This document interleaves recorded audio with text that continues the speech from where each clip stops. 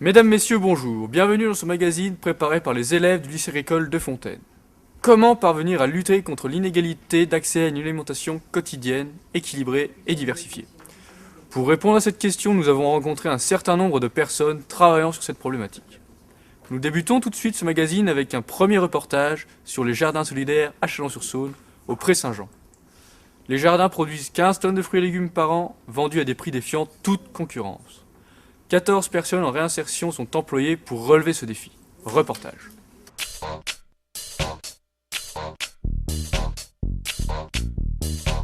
Ici, les légumes sont vendus en moyenne 1 € le kilo. Un prix au minima du marché grâce à un soutien financier des collectivités. Depuis 4 ans, les jardins fonctionnent également sur un principe d'agriculture raisonnée pour diminuer les coûts de production. Pour M. Fernandez, responsable du site, la vocation des jardins est de fournir de bons produits à un coût modéré. L'égalité dans l'assiette, c'est que tout le monde puisse avoir accès à tout, à la même chose, que tout le monde soit égaux devant son assiette, c'est-à-dire que tout le monde puisse acheter des produits sains et frais tous les jours. Et honnêtement, on en est encore loin. Et je pense que même dans 20 ans, on en sera encore loin. Parce que déjà, l'égalité dans l'assiette, c'est bien de proposer des produits accessibles à tout le monde. Il faut encore que tout le monde ait envie d'y avoir accès. Et ça, c'est un autre travail. Parmi les 14 jardiniers, Jean-Michel travaille ici depuis 2 ans. Son emploi lui permet d'améliorer son cadre de vie. Quand on ne gagne pas beaucoup d'argent, pour acheter les légumes, c'est pas facile. Parce que quand on voit une tête de salade qui est vendue 2 €, que le producteur il en a que 20 centimes, si c'est même peut-être que 10 à la limite. On ne peut pas manger sans l'apport ici et puis le RSA, je ne pourrais jamais le manger de viande tous les jours, quoi, si on veut. Ni des légumes d'ailleurs, parce que c'est trop important, quoi. Ce jardin a finalement un double objectif, la reconversion de chômeurs de longue durée comme Jean-Michel et l'accès à une alimentation saine et à un coût modéré pour les personnes du quartier des Pré-Saint-Jean ainsi qu'aux autres Chalonnais. Pour parler de notre sujet, nous avons invité Madame Ligier et Madame Agazinski qui agissent au quotidien pour une égalité dans les assiettes. On écoute leur analyse des actions menées pour combattre ce malaise alimentaire au micro de Guillaume.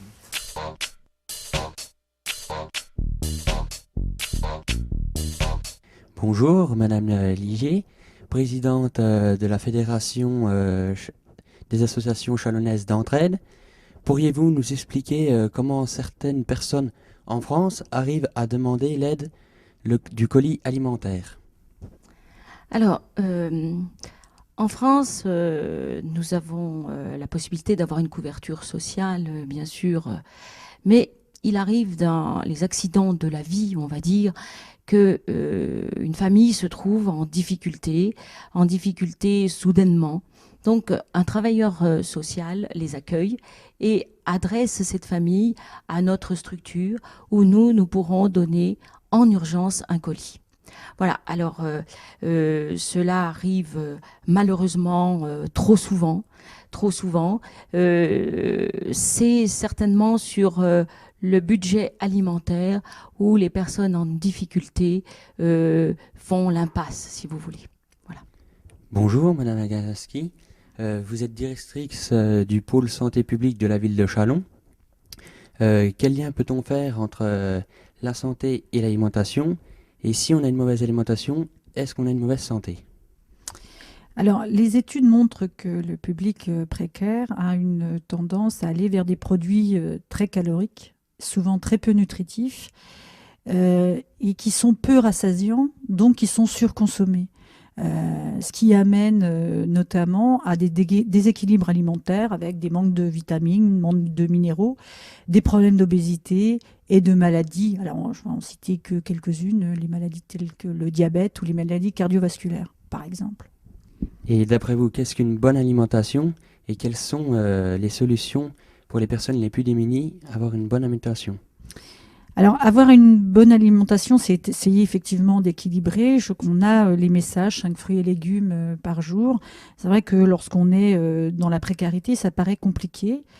N'empêche que c'est un travail que nous menons avec l'épicerie, avec les colis d'urgence, où on essaye de mettre dans ces colis et dans les bénévoles qui travaillent autour de ces personnes en situation de précarité, des messages autour de l'équilibre alimentaire, c'est-à-dire utiliser des produits sains, avec une envie vraiment, redonner l'envie de cuisiner, parce que c'est en cuisinant qu'on arrive à avoir une alimentation la plus équilibrée. Donc les ateliers cuisine, la formation de bénévoles pour orienter les personnes vers les légumes, par exemple, plutôt que des plats, des boîtes toutes préparées qui sont toujours beaucoup plus grasses, sucrées et salées. Actuellement, de nombreuses associations viennent en aide aux familles démunies. Une équipe de nos journalistes s'est rendue au centre-ville de Châlons pour découvrir l'épicerie sociale. Cette épicerie a vu le jour en 2004. Son objectif, distribuer des produits entre 70 et 90% moins chers que le prix du marché. Reportage.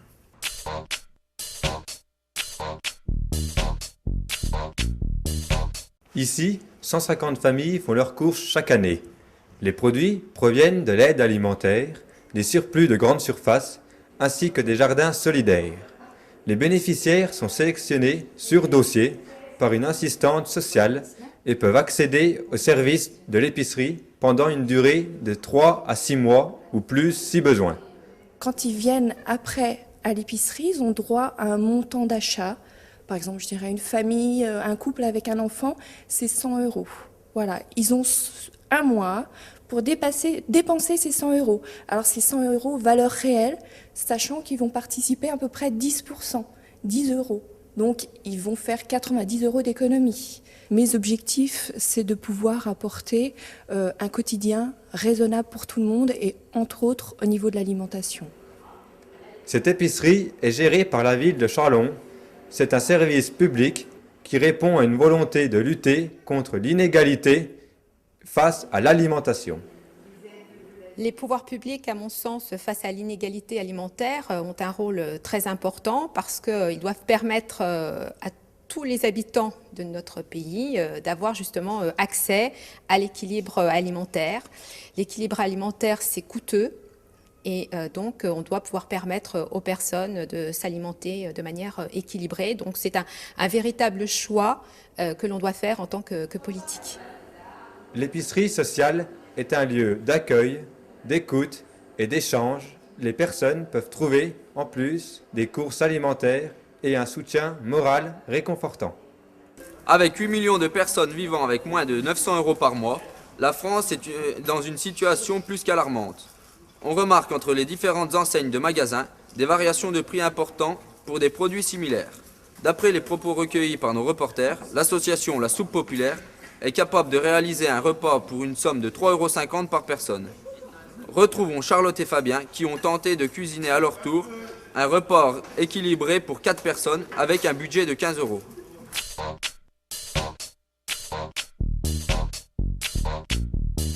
Selon l'INRA, l'Institut national de la recherche agronomique, les repas doivent apporter 2000 kg de calories par jour et par personne.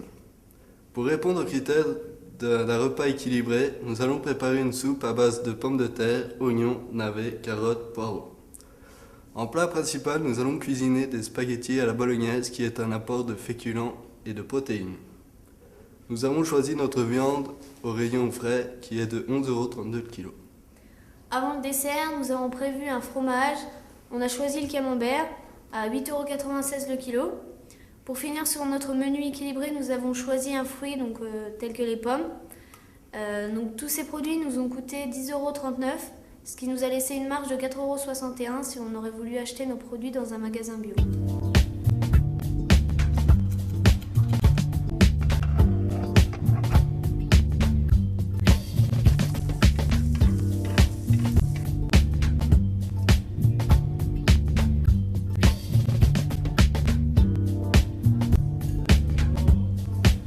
Maintenant qu'on a réalisé ce menu, qu'est-ce que vous pouvez nous en dire ?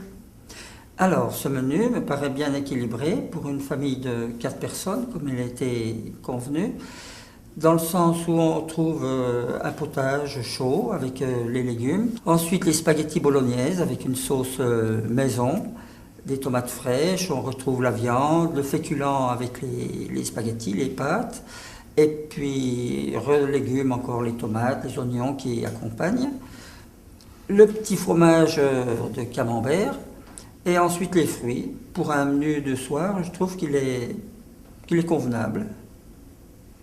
Enfin, pour conclure ce magazine, une de nos équipes